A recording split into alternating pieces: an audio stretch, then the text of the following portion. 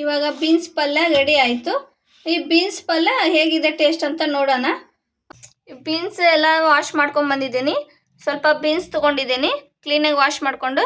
ಆಮೇಲೆ ಎರಡು ಈರುಳ್ಳಿ ತೊಗೊಂಡ್ಬಿಟ್ಟು ವಾಶ್ ಮಾಡ್ಕೊಂಡಿದ್ದೀನಿ. 4 ಮೆಣಸಿನ್ಕಾಯಿ, ಕೊತ್ತಂಬರಿ ಸೊಪ್ಪು, ಸ್ವಲ್ಪ ಕರಿಬೇವು, 1 ಟೊಮೆಟೊ, 1 ಬೆಳ್ಳುಳ್ಳಿ, ಇವನ್ನೆಲ್ಲ ನಾವು ಕಟ್ ಮಾಡ್ಕೋಬೇಕು. ಬೀನ್ಸ್ ಕಟ್ ಮಾಡೋದನ್ನ ತೋರಿಸ್ತಾ ಇದ್ದೀನಿ. ಚಿಕ್ಕ ಚಿಕ್ಕದಾಗಿ ಕಟ್ ಮಾಡ್ಕೊಳ್ಳಿ. ಇವಾಗ ಬೀನ್ಸ್ ಕಟ್ ಮಾಡ್ಕೊಂಡು ಮುಗೀತು. ಇವಾಗ ಈರುಳ್ಳಿ ಕಟ್ ಮಾಡ್ಕೊತಾ ಇದ್ದೀನಿ. ಈರುಳ್ಳಿನ ಚಿಕ್ಕ ಚಿಕ್ಕದಾಗಿ ಕಟ್ ಮಾಡ್ಕೊಳ್ಳಿ. ಬನ್ನಿ ಇವಾಗ ಕೊತ್ತಂಬರಿ ಕಟ್ ಮಾಡ್ಕೊಳ್ಳೋಣ. ಇವಾಗ ಟೊಮೆಟೊ ಕಟ್ ಮಾಡ್ಕೊಳ್ಳೋಣ. ಇದನ್ನು ಚಿಕ್ಕ ಚಿಕ್ಕದಾಗಿ ಕಟ್ ಮಾಡ್ಕೋಬೇಕು.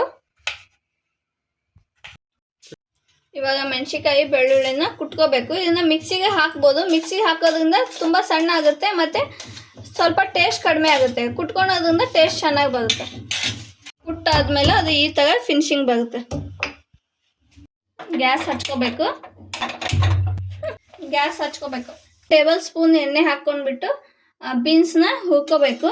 ಬೀನ್ಸ್ನಲ್ಲಿ vitamin A, vitamin C, vitamin K ಮತ್ತು ಕ್ಯಾಲ್ಸಿಯಮ್ಮು, ಫೈಬರ್ ಇರೋದ್ರಿಂದ ನಮಗೆ ಆರೋಗ್ಯಕ್ಕೆ ಒಳ್ಳೆಯದು. ಬೀನ್ಸ್ನ ಒಂದು ವಾರದಲ್ಲಿ 1 ಸತಿನಾದರೂ ಯೂಸ್ ಮಾಡ್ಕೊಳ್ಳಿ. ನಮಗೆ ಆರೋಗ್ಯಕ್ಕೆ ತುಂಬ ಒಳ್ಳೆಯದು. ಕೂದಲು ಉದುರೋಕೆ ನಿಲ್ಲುತ್ತೆ. ಕಣ್ಣಿನ ಆರೋಗ್ಯ, ಹಾರ್ಟು ಇವೆಲ್ಲ ಆರೋಗ್ಯವಾಗಿ ಇಟ್ಕೋಬೋದು. 1 ಟೇಬಲ್ ಸ್ಪೂನ್ ಎಣ್ಣೆ ಹಾಕ್ಕೊಳ್ಳಿ. ಎಣ್ಣೆ ಹಾಕ್ಕೊಂಡು ಸ್ವಲ್ಪ ಅರ್ಧ ಸ್ಪೂನಷ್ಟು ಸಾಸಿವೆ,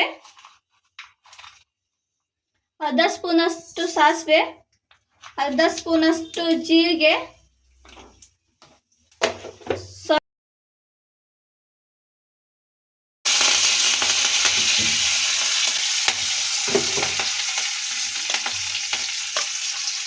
ಈರುಳ್ಳಿ ಕಟ್ ಮಾಡಿ ಇಟ್ಕೊಂಡಿದ್ವಲ್ಲ, ಈರುಳ್ಳಿ ಫ್ರೈ ಮಾಡ್ಕೋಬೇಕು.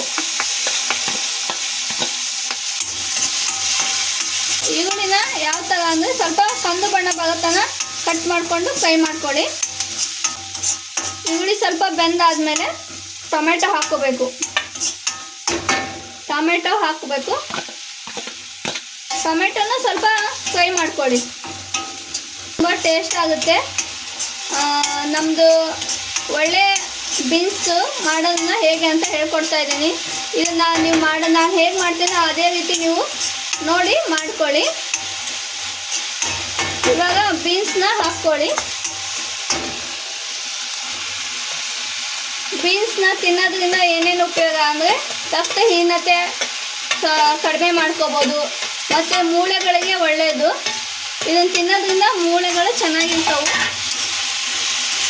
ಮತ್ತು ಈ ರಕ್ತ ಕಡಿಮೆ ಆಗ್ತೈತಲ್ಲ, ಇದು ರಕ್ತಹೀನತೆನೇ ಕಡಿಮೆ ಮಾಡುತ್ತೆ. ಆಮ್ಲಜನಕದಿಂದ ನಮ್ಮನ್ನ ರಕ್ತಹೀನತೆನ ಕಡಿಮೆ ಮಾಡುತ್ತೆ. ಮತ್ತು ಕೂದಲು ಬೆಳವಣಿಗೆ ಚೆನ್ನಾಗಾಗುತ್ತೆ. ಕಣ್ಣಿಂದ ಮೂಳೆಗಳು ಇದರಿಂದ ಜಾಸ್ತಿ ಯೂಸ್ ಮಾಡ್ಕೋಬೇಕು. ಚರ್ಮನ ಚೆನ್ನಾಗಿರುತ್ತೆ. ವಾರಕ್ಕೆ 2 ಸತಿನಾದರೂ ಮಾಡ್ಕೊಂಡು ತಿನ್ನಬೇಕು.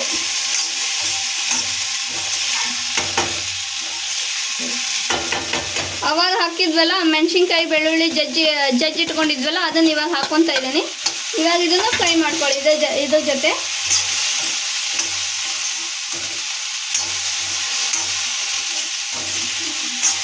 ಸ್ವಲ್ಪ ಫ್ರೈ ಆದಮೇಲೆ ಸ್ವಲ್ಪ ಅರಿಶಿನ ಪುಡಿ, ಸ್ವಲ್ಪ ಅರ್ಧ ಚಿಟಿಕೆ ಅರಿಶಿನ ಪುಡಿ ಹಾಕ್ಕೊಳ್ಳಿ. ಅರ್ಧ ಸ್ಪೂನಷ್ಟು ಹಾಕ್ಕೊಳ್ಳಿ. ಅರ್ಧ ಸ್ಪೂನಷ್ಟು ಹಾಕ್ಕೊಂಡಾದ್ಮೇಲೆ ಸ್ವಲ್ಪ ಗರಂ ಮಸಾಲ ಆದಮೇಲೆ ಉಪ್ಪು 1 ಸ್ಪೂನು. ಅಲ್ಲಾಡಿಸ್ಬೇಕು. ಫ್ರೈ ಮಾಡ್ತಾ ಇರಬೇಕು. ಫ್ರೈ ಮಾಡಲಿಲ್ಲ ಅಂದರೆ ಒಂದೇ ಕಡೆ ಉಪ್ಪು ಒಂದೇ ಕಡೆ ಖಾರ ಹೋಗಿಬಿಡುತ್ತೆ. ಅದಕ್ಕೆ ಫ್ರೈ ಮಾಡ್ಕೊತ ಎಲ್ಲ ಹಾಕ್ಕೋಬೇಕು.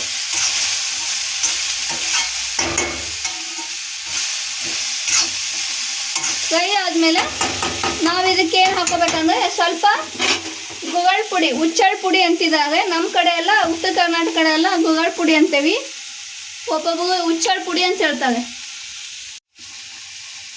ಇದಕ್ಕೆ ಗುಗಳ ಪುಡಿ ಅಂತಾರೆ, ಗುಗಳ ಇಲ್ಲ ಅಂದರೆ ಹುಚ್ಚಳ ಪುಡಿ ಅಂತಾರೆ. ಇದನ್ನು 1 ಸ್ಪೂನ್ ಹಾಕ್ಕೋಬೇಕು. ಹಾಕೊಂಡ್ರೆ ಚೆನ್ನಾಗಿ ಟೇಸ್ಟ್ ಬರುತ್ತೆ. ಇಲ್ಲ ಶೇಂಗಾ ಪುಡಿನ ಹಾಕ್ತಾರೆ, ಕೊಬ್ಬರಿ ಹಾಕ್ತಾರೆ, ನಿಮಗೆ ಯಾವ್ದು ಇಷ್ಟನೋ ಅದು ಹಾಕ್ಕೊಳ್ಳಿ. ನಾವು ಗುಗಳ ಪುಡಿ ಯೂಸ್ ಮಾಡ್ತಾ ಇದ್ದೀವಿ. ಹಿಡಿಯಷ್ಟು ಕೊತ್ತಂಬರಿ ಸೊಪ್ಪು ಹಾಕ್ಕೊಳ್ಳಿ.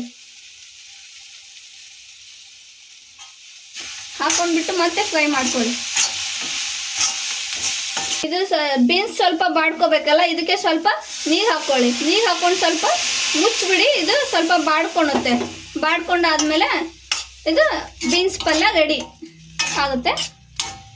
ನಿಮಗೆ ಇವಾಗ ಇದು ಹೇಗಾಗಿದೆ ಅಂತ ಹೇಳ್ತೀನಿ.